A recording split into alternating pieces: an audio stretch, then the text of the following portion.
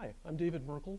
I run Olive Investments. We manage small portfolios of stocks and bonds for upper middle class individuals and for small institutions.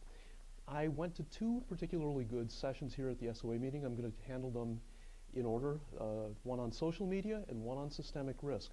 Regarding social media, if you're interested in this, we talked a lot about LinkedIn. LinkedIn is where you go to make money, as opposed to, say, Facebook, where your kids think they have friends, or Twitter, where adults think they have friends. But you fill it out. It's your calling card online. Everyone who's hiring is checking your profile on LinkedIn. If you don't have a good one, that could cost you. Twitter, you can get a lot of news and information. Twitter can be used three ways. It can be used to send information, to receive information, or both. You don't have to do a lot of tweeting. You can just use it as a newsfeed. Blogs. I write a popular blog called the Olive Blog. And there are two posts that are going to be at the SOA blog on things that I wrote at my blog regarding how do you set up an effective blog, how do you use Twitter, how do you use LinkedIn, and a few other things as well that can be useful for tracking activity online. Now, all of these can be useful for actuaries. I'll give you the hard question is are you using them as an effective use of your time? Time can be wasted on them, no doubt, and I'm sure I've done that quite a bit. But do you need to raise your profile? Do you need to get clients for your business? Do you need to do better on a job search? Having a good online presence can make a huge difference. And here's some little bits of advice. Of course, look at my articles online, but start small. You don't have to knock the world out. Just start by blogging on articles that you find interesting. Create little link fests that show people, here's where you can get information on this that's good. Do what fits your personality. Different types of media will fit different people. You don't have to do everything. To continue this on, have a look at the Society of Actuaries blog on social media, the two posts at my blog, and let's continue the conversation. Now, systemic risk. If you're interested in systemic risk, we had a really good session. We took three different approaches to it. One was regulatory, one was academic, and one was from an investment practitioner. There's ongoing regulatory work regarding systemic risk and defining what firms are regarded as SIFIs. They're the big institutions that have the systemic risk.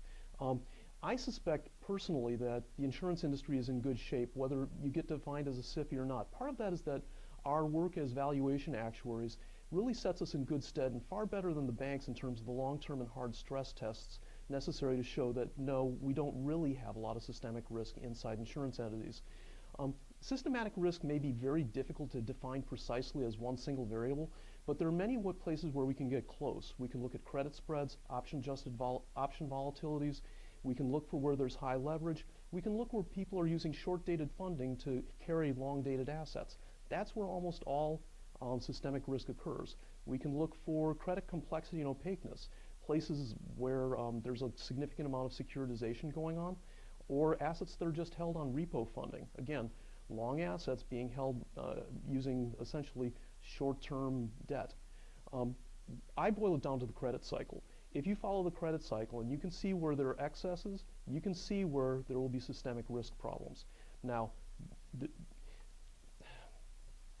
the big question that I'd put to you is, with all the changes in Europe and the changes in the US with Dodd-Frank, we're now giving the regulators super tools to try to deal with these questions. But they had tools adequate to deal with the questions before, and they didn't use them. So I put the question to you, just because we give them stronger tools, are they going to have the willingness to actually do these things to politically powerful entities when the time comes and say there is another another bubble of credit that is about to go pop? Will they act on Bank of America? Will they act on Citigroup? I would also want to say to you one thing, at least in terms of our attitudes, closing with this, permanently rising prosperity is hard to achieve. The Fed has tried to achieve it by always loosening policy a little too soon and not letting recessions do their work to eliminate bad debt levels. The Fed needed to let the recessions persist to avoid the debt buildup and the moral hazard. You've heard them called the Greenspan put and the Bernanke put. These things made people lazy. They've stopped watching their risks. They They stopped watching their risks. They said the Fed has our backs. We don't have to worry. And that led to a culture of complacency. So unless we're able to do a real cultural change, I don't, and I think the panel for systemic risk did not think today that we would really rid our system of systemic risk. Will we have the will to do this in our societies? Thanks for listening.